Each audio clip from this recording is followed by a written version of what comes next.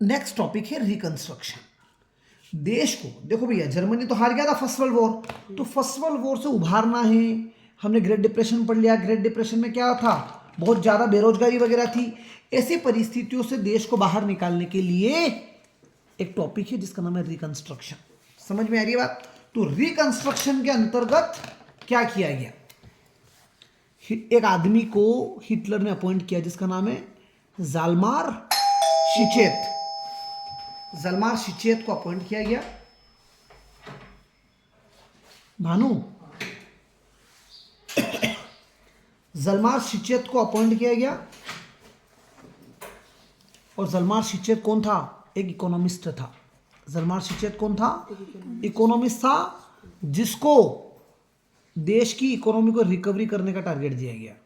तो इससे जलमार शिचेत ने क्या किया, सबसे पहले लोगों को जॉब देना चालू करी। कैसे देना चालू करी? तो जर्मन में सुपर हाईवेज बनाए। सुपर हाईवे बनाए तो वहाँ पर किस किस की ज़रूरत पड़ी? इंजीनियर्स की ज़रूरत पड़ी होगी, लेबर की ज़रूरत पड़ी होगी, तो लोगों को रोजगार मिला। ऐसे वहाँ एक कार कंपनी भी आई जो हमारे भारत में भी अभी बिकती है, वॉल्क्सवैगन। तो कार बनाने के लिए भी बहुत सारे टेक्नीशियंस वगैरह लगे। तो इस तरह से जॉब क्रिएट करने के लिए एक इकोनॉमिस्ट को अपॉइंट किया गया जिसका नाम है जलमार शिचेत। जलमार शिचेत ने लोगों को रोजगार देने का काम किया। तो रोजगार देने के लिए रोड वोड बनवाए, ऐसी सारी चीजें करी। फॉरेन पॉलिसी में बड़ी इंटरेस्टिंग टॉपिक है। फॉरेन पॉलिसी की अगर बात करोगे आप, तो अभी एक संस्था है जिसका नाम है यूएन, यूनाइटेड नेशन। मेरे को दे दे। एक संस्था है जिसका नाम है यूनाइटेड नेशन। यूएन का नाम पहले था लीग ऑफ नेशन। यूएन का नाम पहले था लीग ऑफ नेशन, ठीक है। और सेकेंड वर्ल्ड वॉर से पहले इसे कहा, अभी तो इसको क्या बोलते हैं? यूएन बोलते हैं। सेकेंड वर्ल्ड वॉर से पहले बोलते थे इसको लीग ऑफ नेशन। यूएन मतलब यूनाइटेड नेशन। बात समझ में आई? तो आज की तारीख में विश्व के जितने भी देश हैं वो यूएन का पार्ट है। तो उस तरह उस वक्त भी बहुत सारे देश लीग ऑफ नेशन का पार्ट थे। हिटलर ने फॉरेन पॉलिसी में सबसे पहले क्या किया, ही pulled out of the league of nation. Germany को लीग ऑफ नेशन से बाहर निकाल दिया कि हम इस संस्था का पार्ट नहीं है। लीग ऑफ नेशन हमें नहीं समझाएगा कि क्या करना चाहिए क्या नहीं करना चाहिए। जैसे मान लीजिए कि आज भारत बोल दे पाकिस्तान के साथ अपनी नहीं बनती है, तो कल को यूएन बोल दे कि नहीं यार भैया, पाकिस्तान तुम्हारे साथ कुछ भी कर सकता है, भारत कभी भी गोली नहीं चलाएगा उनकी आर्मी पे, तो हम क्या बोलेंगे? हम यूएन छोड़ रहे हैं। तो उस तरह से जर्मनी ने कहा कि भैया यूएन, हम लीग ऑफ नेशन को क्या कर रहे हैं? छोड़ रहे हैं। अब क्या किया उसने, फर्स्ट वर्ल्ड वॉर हार गए थे, तो एक लैंड थी इनकी, रिहाना लैंड, अभी पढ़ेंगे अपन इसको। रिहाना लैंड कब्जा लिया था, फ्रांस ने ले ली थी रिहाना लैंड। एक रीजन है जर्मनी का। तो ये किसने कब्जा लिया था? फ्रांस ने। जर्मनी ने फिर से इसको रीऑक्यूपाई किया।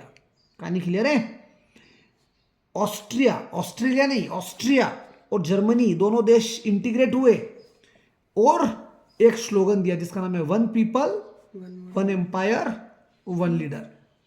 हम दोनों देश मिलकर, कोई भी हमारे ऊपर हमला करेगा तो हम यूनाइटेड लड़ेंगे उससे। ये एग्रीमेंट हुआ। समझ में आ रही कि नहीं आ रही बात? और हिटलर ने मान लिया था कि अगर, देखिए हिटलर क्या बोल रहा है, Hitler choose war as a way out of approaching economic crisis. अगर देश को इकोनॉमिक क्राइसिस से बाहर निकालना है तो हिटलर को क्या सोल्यूशन मिला? वॉर ही एक सोल्यूशन दिखा कि भैया ऑस्ट्रिया से समझौता कर लिया, हमारी जो जो टेरिटरी दूसरे के पास चली गई उसको वापस कब्जाएंगे। परंतु शिचेत जो था, जलमार शिचेत, इसने हिटलर को एडवाइस किया कि भाई साहब, आप ये जो युद्ध और आर्मामेंट, रीआर्मामेंट मतलब आर्मी बना रहे हो, हथियार बना रहे हो, ये सारी चीजें कर रहे हो, इसमें विश्वास मत रखो। आप देश में रोजगार दो, ट्रेनें बनाओ, कारें बनाओ, रोड बनाओ। समझ में आ रही बात? लेकिन हिटलर को तो एक ही सोल्यूशन दिखा, क्या? कि भैया युद्ध ही करूंगा मैं तो, और दूसरों की जमीनों को मैं हड़पूंगा। कहानी क्लियर है कि नहीं क्लियर है? तो अब हम यहां से पढ़ रहे हैं कि किस तरह से सेकेंड वर्ल्ड वॉर की बिगिनिंग होती है, सेकेंड वर्ल्ड वॉर कैसे शुरू होता है। अभी तक आपने क्या पढ़ लिया?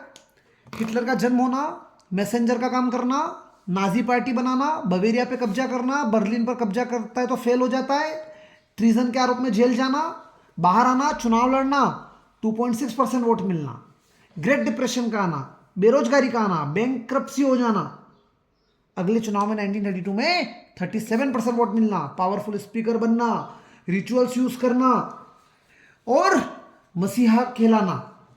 इसके बाद प्रेसिडेंट हिडनबर्ग का उसको बुलाना, चांसलरशिप की पोस्ट देना, डेमोक्रेसी खत्म करने का प्रोग्राम बनाना, जिसमें पार्लियामेंट में जो आग लग गई थी उसका बहाना करके फायर डिक्री लाना, लोगों के freedom of right, freedom of assembly, सारे राइट्स छीन लेना।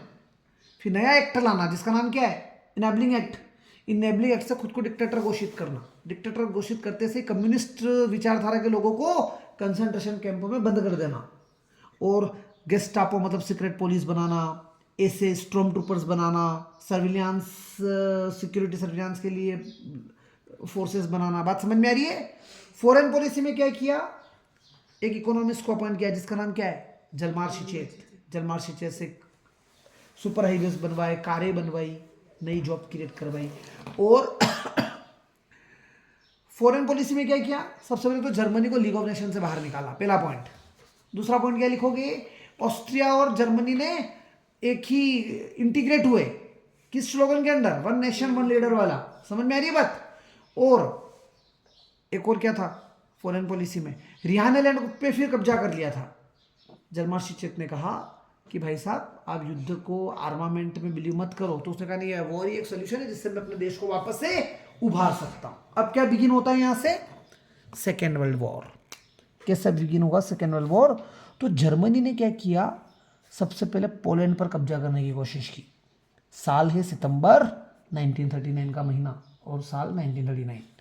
जर्मनी ने जैसे ही पोलैंड पर कब्जा किया तो फ्रांस और इंग्लैंड सचेत हो गए कि भाई साहब ये चलकर हमारे ऊपर आएगा, ये क्या करेगा, अब हमारे ऊपर हमला करेगा।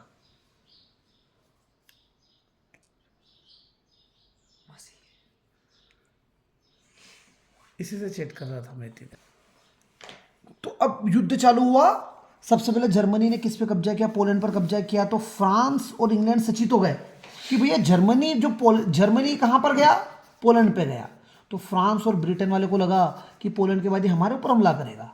तो इससे पहले कि जर्मनी फ्रांस और ब्रिटेन पर हमला करती, इन्होंने जर्मनी पर क्या चालू कर दिया, एयर बॉम्बिंग चालू कर दी हवाओं से।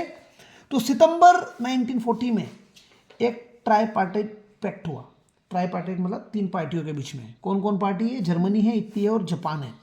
इनके बीच में हुआ कि हमारे तीनों के ऊपर कोई भी हमला करेगा तो हम तीनों मिलकर उसके ऊपर हमला करेंगे, उस देश के ऊपर। समझ में आ रही कि नहीं आ रही बात। 1940 के एंड तक Hitler was at the pinnacle of his power, मतलब टॉप पे था उसकी पावर, विश्व में उसकी पावर के लेवल बहुत हाई था। Hitler now move to achieve his long term. अब देखो वो क्या कर रहा है, हिटलर ने अटैक किया सोवियत यूनियन। आप समझते हैं सोवियत यूनियन क्या होता है, क्या होता है भैया सोवियत यूनियन? अभी पढ़ाया, 5-7 दिन ही हुए, हिंट ही दे दे मेरे को खाली। सोवियत यूनियन है रशिया, और रशिया के अंडर 14 कंट्रियां, और तो टोटल मिलाकर 15 कंट्रियों का जो ग्रुप था उसको बोलते थे यूनाइटेड सोवियत सोशलिस्ट रिपब्लिक। तो जर्मनी ने, हिटलर ने किस पे अटैक किया, सोवियत यूनियन पे किया। आप सुनना मेरी बात, ये जर्मनी है, ये वेस्ट फ्रंट है। वेस्ट फ्रंट है मतलब वेस्ट दिशा, ये ईस्ट फ्रंट है, और यहां कहीं यूएसएसआर है, ठीक है।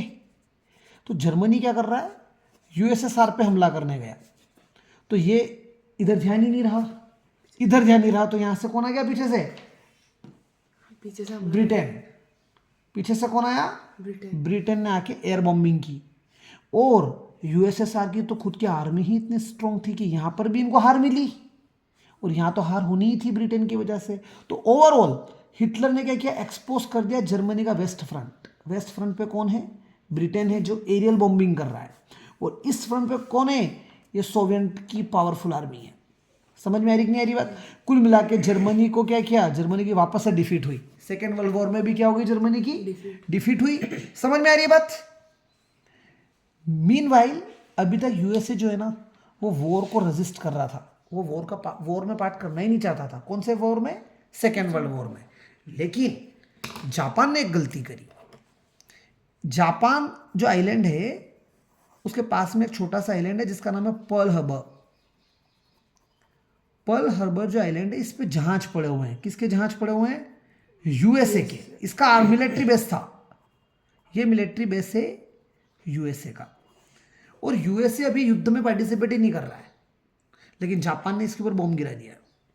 जापान ने जैसे पर्ल हार्बर पर बॉम्ब गिराया तो यूएसए ने बोला भाई मेरे ऊपर बॉम्ब क्यों गिराया, मैं तो तुम्हारे युद्ध में इससे नहीं ले रहा था, तुमने मुझे इग्नेट कर दिया। तो यूएसए ने क्या किया, एटम न्यूक्लियर बॉम्ब्स गिरा दिए, एटॉमिक बॉम्ब्स। किसके ऊपर गिराए एटॉमिक बॉम्ब्स?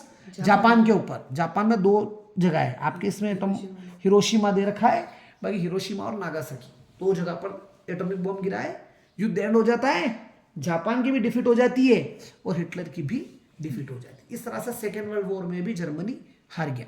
बात समझ में आई कि नहीं आई?